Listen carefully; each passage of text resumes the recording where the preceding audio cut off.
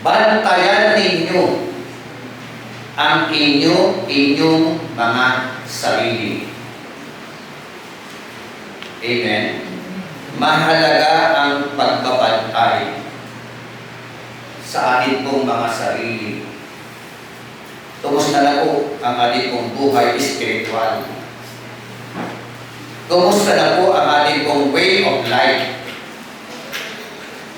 Kasi yung iba, paglinggo, banal. Pag simpleng araw, demonyo ang buhay. Alin pag nakasama ang mga kaklase sa school, kung ano ang way of life ng mga classmates, ganyan din sila. Pero, yung iba, mabait sa loob na simbahan, pagdating sa bahay, pasaway sa kanilang mga magulang. Hello? Bakit sa manantigil niyo sa akin?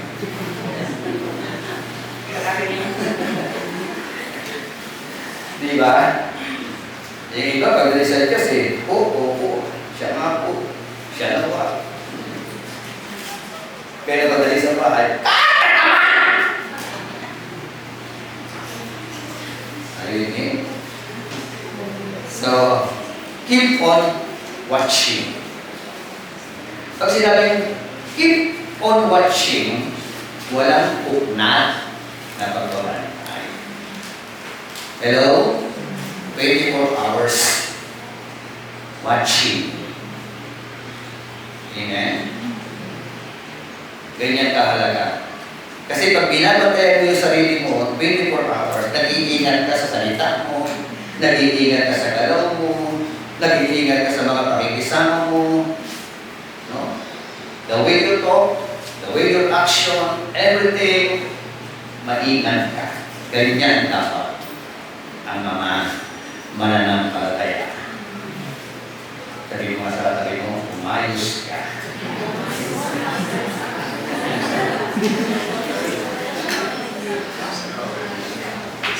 Sabihin ko kanya, lalo ka na. Okay. So, tingnan niyo po, no? Ang una palang duties and responsibilities, take heed, meaning, pay attention, keep in mind, keep watch over yourselves. Amen. Bakit kailangan bantayan natin mga sarili? Bakit kailangan magbantay? Ba? Why we need to take heed of ourselves? Bakit? Una, because you have many eyes look upon you. Amen? Ibig sabihin, maraming mga mata. Andiyan si Marites, Marisol. Diba? Andiyan yung mga chismoso at chismosa. Tama ba? Makakita lang na isang bukas. Pag-uusapan na. Ayun eh. Kaya, ganyan kahalaga para sa atin pong lahat na ito. At syempre, mababretos dapat ang mga pastor. Amen? Ang mga pastor. Ang mahirap, pag ang pastor ang siyang nagpasaway. Dito ba? Napakalaking bearing sa loob ng iglesia yan. Amen? Kaya kailangan tinatawag na personal na evaluation. Personal na pagbabantay. No? Sino ka sa iyong mga anak? Sino ka sa community? Sino ka sa church? Sino ka sa trabaho? Minsan kasi, nagiging iba. Hello? Minsan nagkakaroon na tinatawag na Santo Santito. Pero, ano na pala isang kwento? Meron pong pastor na kalilipat lang sa destinasyon.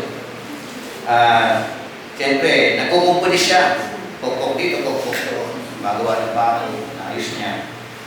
May lumapit na bata. Doon kay pastor habang nagpupukpok. Tapos walang tingin binabantayan niya yung pastor sa paggawa. Hindi na awareness yung pastor. Ibo, bakit nandiyan ka? Bakit hindi ka maalis sa parang binabantayan mo. Opo, pastor, binabantayan ko talaga kayo. Kasi lahatay ko po, mapukpok niyo yung kamay niyo. Bakit naman natin mapupukpok kamay niyo? Kasi, yung tatay ko, pagka gumagawa at napupukpok niya yung kamay, nagmumura. Baka katulad kami ng tatay ko. Hello? Diba? May mga ganun Sa totoo lang yung pong pagkatao ng isang tao, lumilitaw sa panahon ng krisis. Tama? Yung karakter ng isang tao, lalabas siya sa panahon ng krisis. No? Kung gaano siya talaga kakapit sa kanyang pananampalataya. Kaya sabi mo sa katabi mo, huwag kang bibigay.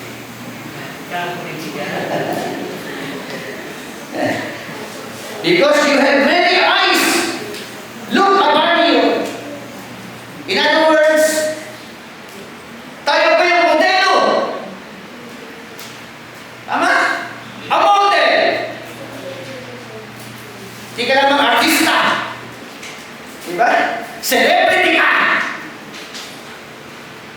Yun po yung katotohanan niya. Kaya napakahalaga na tinatawag na pagbabantay. Bakit kailangan bantayan yung ating mga sarili?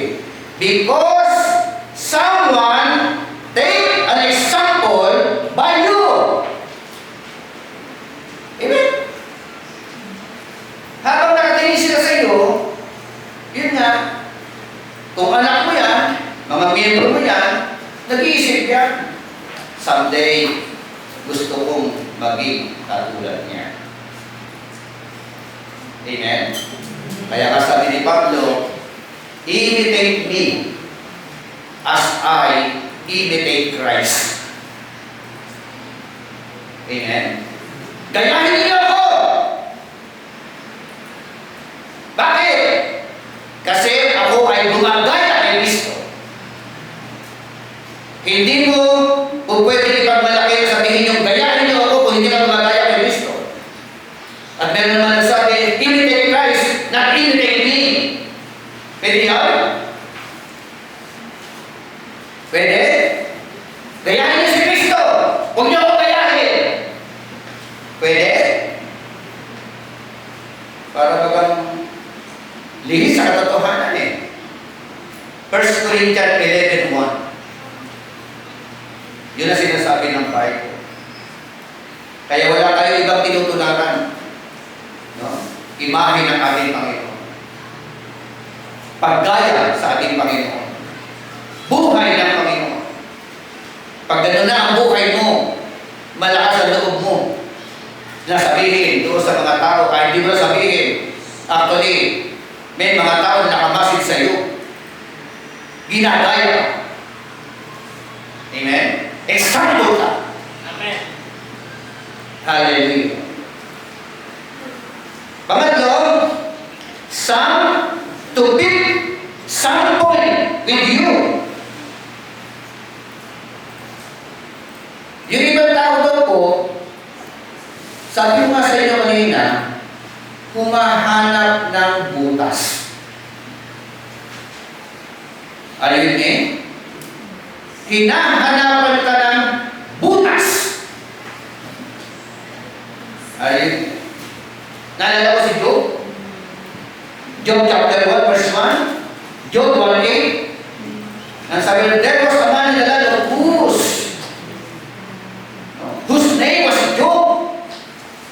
Ito na yung mga katangian. Studier, pirigan, integrity.